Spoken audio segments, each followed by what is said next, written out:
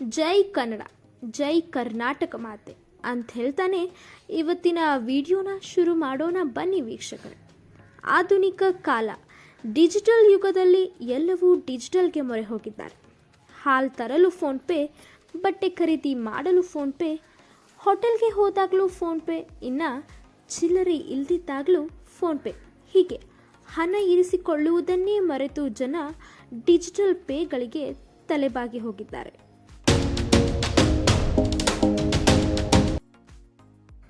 Boycott ಯೋಜನೆ ಏಕೆ ಶುರುವಾಯಿತು? ಎಲ್ಲರೂ ಏಕೆ ಫೋನ್ಪೇನ ಡಿಲೀಟ್ ಮಾಡಿ ಅಂತಿದ್ದಾರೆ? ಕನ್ನಡಿಗರ ತಂಟೆಗೆ ಬಂದರೆ ಬಿಟ್ಬಿಡ್ತೀವಾ? ಬನ್ನಿ ವೀಕ್ಷಕರೇ, ಏನಿದು ಬಾಯ್ಕಟ್ ಅಭಿಯಾನ ಅಂತ ಈ ವಿಡಿಯೋದಲ್ಲಿ ತಿಳಿಯೋಣ.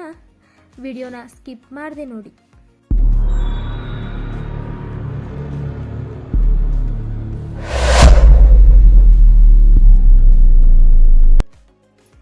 ಇತ್ತೀಚೆಗೆ ಸೋಷಿಯಲ್ ಮೀಡಿಯಾದಲ್ಲಿ ಬಾಯ್ಕಟ್ ಫೋನ್ಪೇ ಅನ್ನೋ ಅಭಿಯಾನ ಒಂದು ಶುರುವಾಗಿತ್ತು.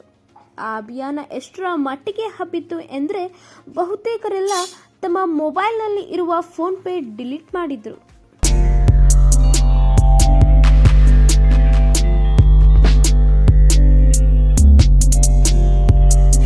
ಹೌದು ವೀಕ್ಷಕರೇ, ಬಾಯ್ಕಟ್ ಅಭಿಯಾನ, ಅದಕ್ಕೆ ಜನ ಸ್ಪಂದಿಸಿದ ರೀತಿ, ಇದೆಲ್ಲವೂ ಕೂಡ ಫೋನ್ಪೇ ಸಿಇಒ ಸಮೀರ್ ನಿಗಮ್ಗೆ ಚೆನ್ನಾಗಿ ಬಿಸಿ ಮುಟ್ಟಿದೆ. ಸಮೀರ್ ನಿಗಮ್ ಕನ್ನಡಿಗರ ತಂಟೆಗೆ ಬಂದಿದ್ದ ಕಾರಣಕ್ಕಾಗಿ ಕನ್ನಡಿಗರು ಮುಟ್ಟಿ ನೋಡಿಕೊಳ್ಳುವಂತಹ ಏಟನ್ನು ಕೊಟ್ಟು ನಂತರ ಸಮೀರ್ ರವರು ಕನ್ನಡಿಗರಿಗೆ ಮಂಡಿಯೂರಿ ಕ್ಷಮೆಯಾಚಿಸಿದ್ದಾರೆ. ಕನ್ನಡಿಗರಿಗೆ ಮೀಸಲಾತಿ ಏಕೆ? ಕನ್ನಡಿಗರಿಗೆ ಮೀಸಲಾತಿ ಏಕೆ ಎಂದು ಖ್ಯಾತೆ ತೆಗೆದಿದ್ದ ಖಾಸಗಿ ಕಂಪನಿಯೊಂದರ ವಿರುದ್ಧ ಕನ್ನಡಿಗರು ರೊಚ್ಚಿಗೆದ್ದಿದ್ದಾರೆ. ಫೋನ್ಪೇ ಮಾಲೀಕ ಸಮೀರ್ ನಿಗಮ್ ವಿರುದ್ಧ ಕನ್ನಡಿಗರು ಸಮರ ಸಾರಿದ್ದಾರೆ. ಕನ್ನಡಿಗರಿಗೆ ಮೀಸಲಾತಿ ವಿರೋಧಿಸಿದ್ದಕ್ಕೆ ಆಕ್ರೋಶ. ಖಾಸಗಿ ಕಂಪನಿಗಳ ವಿರುದ್ಧ ಸಿಡಿದೆದ್ದ ಕನ್ನಡಿಗರು. ಕನ್ನಡಿಗರ ಕೆಂಗಣ್ಣಿಗೆ ಗುರಿಯಾದ ಸಮೀರ್ ನಿಗಮ್. ಕದನದೊಳ್ ಕಲಿ ಪಾರ್ಥನಂ ಕೆಣಕಿ ಉಳಿದವರಿಲ್ಲ. ಹಾಗೆ ಕನ್ನಡಿಗರನ್ನ ಕೆಣಕಿದವರಿಗೆ ಪಾಠ ಕಲಿಸದೆ ಕನ್ನಡಿಗರು ಸುಮ್ಮನೆ ಬಿಟ್ಟಿದ್ದಿಲ್ಲ. ಯಾರಿಗೂ ಜಗ್ಗಲ್ಲ, ನಡೆದಿದ್ದೇ ದಾರಿ ಅಂತ ಎದುರಿದ್ದವರು ಅಬ್ಬರಿಸಿದ್ರು ಕನ್ನಡಿಗರು ಭಯಪಟ್ಟಿದ್ದು ಇತಿಹಾಸದಲ್ಲೇ ಇಲ್ಲ. ಎದೆಯೊಡ್ಡಿ ನಿಂತು ಎದುರಾಳಿಗಳಿಗೆ ಮುಟ್ಟಿ ನೋಡಿಕೊಳ್ಳುವಂತೆ ಮಾಡಿದ್ದಾರೆ. ಇದೀಗ ಕನ್ನಡಿಗರಿಗೆ ಮೀಸಲಾತಿ ಇಲ್ಲ ಎಂದು ಬಾಲ ಬಿಚ್ಚಿದ್ದ ಫೋನ್ಪೇ ಸಿಇಒ ಸಮೀರ್ ನಿಗಮ್ ವಿರುದ್ಧ ಸಮರ ಸಾರಿ ಬಿಸಿ ಮುಟ್ಟಿಸಿ, ನಮ್ಮದೇ ನೆಲ, ನಮ್ಮದೇ ಜಲ, ಇಲ್ಲಿ ಎಲ್ಲವೂ ಕೂಡ ನಮ್ಮದೇ. ಆದರೆ ಇಲ್ಲಿ ಕೆಲಸ ಗಿಟ್ಟಿಸಿಕೊಂಡು ಅನ್ನ ತಿನ್ನುತ್ತಿರುವವರು ಮಾತ್ರ ಬೇರೆ ರಾಜ್ಯದವರು. ಹೀಗಾಗಿ ಖಾಸಗಿ ಕಂಪನಿಗಳಿಗೆ ಕನ್ನಡಿಗರಿಗಾಗಿಯೇ ಇಂತಿಷ್ಟು ಮೀಸಲಾತಿ ತರಬೇಕೆಂದು ಸರ್ಕಾರ ಮುಂದಾಗಿದೆ. ಆದರೆ ಇದಕ್ಕೆ ಖ್ಯಾತೆ ತೆಗೆದದ್ದು ಮಾತ್ರ ಸಮೀರ್ ನಿಗಮ್. ಫೋನ್ಪೇ ಅಲ್ಲಿ ಕನ್ನಡಿಗರಿಗೆ ಮೀಸಲಾತಿ ಇಲ್ಲ ಎಂದು ಹೇಳಿ ಕನ್ನಡಿಗರ ಕೆಂಗಣ್ಣಿಗೆ ಗುರಿಯಾಗಿದ್ದಾರೆ. ಇದರಿಂದ ಕನ್ನಡಿಗರು ಫೋನ್ಪೇನ ಅನ್ಇನ್ಸ್ಟಾಲ್ ಮಾಡುತ್ತಿದ್ದಾರೆ. ಕನ್ನಡಿಗರನ್ನ ಕೆಣಕಿದ ಫೋನ್ಪೇಗೆ ಕಿಚ್ಚ ಡಿಚ್ಚಿ.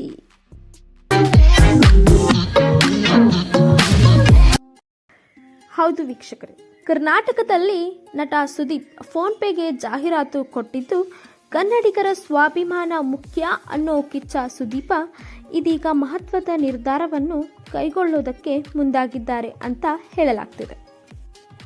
ಫೋನ್ಪೇ ಬ್ರ್ಯಾಂಡ್ ಅಂಬಾಸಿಡರ್ ಆಗಿರುವ ಕಿಚ್ಚ ಸುದೀಪ ಅವರು ಇದೀಗ ಕನ್ನಡಿಗರ ಪರ ನಿಂತಿದ್ದಾರೆ. ಫೋನ್ಪೇ ಜೊತೆ ಮಾಡಿಕೊಂಡ ಒಪ್ಪಂದವನ್ನು ಮುರಿಯಬೇಕೆಂದು ನಿರ್ಧಾರವನ್ನು ಕೈಗೊಳ್ಳಲಿದ್ದಾರೆ ಅಂತ ಹೇಳಲಾಗ್ತಿದೆ. ಫೋನ್ಪೇಯು ಇನ್ನು 1 ದಿನದ ಒಳಗೆ ಕನ್ನಡಿಗರಲ್ಲಿ ಕ್ಷಮೆ ಕೇಳಬೇಕು. ರಾಜ್ಯ ಸರ್ಕಾರದ ನಿಲುವಿಗೆ ಬದ್ಧರಾಗಬೇಕು. ಇಲ್ಲದೆ ಹೋದರೆ ತಾವು ಫೋನ್ಪೇ ಬ್ರ್ಯಾಂಡ್ ಅಂಬಾಸಿಡರ್ ಆಗಿ ಮುಂದುವರಿಯಲ್ಲ ಎಂದು ನಟ ಕಿಚ್ಚ ಸುದೀಪ್ ನಿರ್ಧಾರ ಮಾಡಿದ್ದಾರೆ ಅನ್ನೋ ಸುದ್ದಿ ಸೋಷಿಯಲ್ ಮೀಡಿಯಾದಲ್ಲಿ ಭಾರೀ ಸಂಚಲನವನ್ನು ಉಂಟು ಮಾಡ್ತಿದೆ.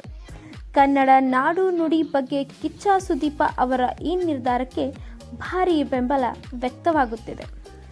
ಕಿಚ್ಚ ಸುದೀಪ ಅಷ್ಟೇ ಅಲ್ಲದೆ ಕನ್ನಡ ಪರ ಹೋರಾಟಗಾರರು ಕೂಡ ಸಮೀರ್ ವಿರುದ್ಧ ಆಕ್ರೋಶ ಹೊರಹಾಕಿದ್ದಾರೆ.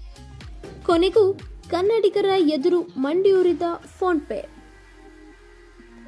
ಕನ್ನಡಿಗರನ್ನ ಅವಮಾನಿಸೋ ಉದ್ದೇಶ ನನಗೆ ಇರಲಿಲ್ಲ. ನನ್ನ ಮಾತಿನಿಂದ ಯಾರಿಗಾದರೂ ನೋವಾಗಿದ್ದರೆ ಕ್ಷಮೆ ಯಾಚಿಸುತ್ತೇನೆ. ಸಮಸ್ತ ಕನ್ನಡದ ಜನರಿಗೆ ಕ್ಷಮೆ ಯಾಚಿಸುತ್ತೇನೆ ಅಂತ ಟ್ವೀಟ್ ಮೂಲಕ ಹೇಳಿದ್ದಾರೆ. ಕೊನೆಗೂ ಕನ್ನಡಿಗರ ಗುಡುಗಿಗೆ ನಿಗಮ್ ಸುಸ್ತಾಗಿದ್ದಾರೆ. ಕ್ಷಮೆ ಕೂಡ ಕೇಳಿದ್ದಾರೆ. ಕನ್ನಡಿಗರು ವಿಶಾಲ ಹೃದಯದವರು. ಮುಂದೆ ಇಂತಹ ತಪ್ಪು ಯಾವ ಖಾಸಗಿ ಕಂಪನಿಯಿಂದಲೂ ಆಗದಿರಲಿ, ಅದಕ್ಕೆ ಇದು ಒಂದು ಉದಾಹರಣೆ ಆಗಲಿ ಎಂದು ಹೇಳುತ್ತಾ ಈ ವಿಡಿಯೋನ ಇಲ್ಲಿಗೆ ಮುಗಿಸುತ್ತಾ ಮತ್ತೊಂದು ಇಂಟ್ರೆಸ್ಟಿಂಗ್ ವಿಷಯದೊಂದಿಗೆ ಬರ್ತೀನಿ. ಅಲ್ಲಿವರೆಗೂ ಕಾಯ್ತಾ ಇರಿ ಅಂತ ಹೇಳ್ತಾ stay tuned with life changing facts. Thank you.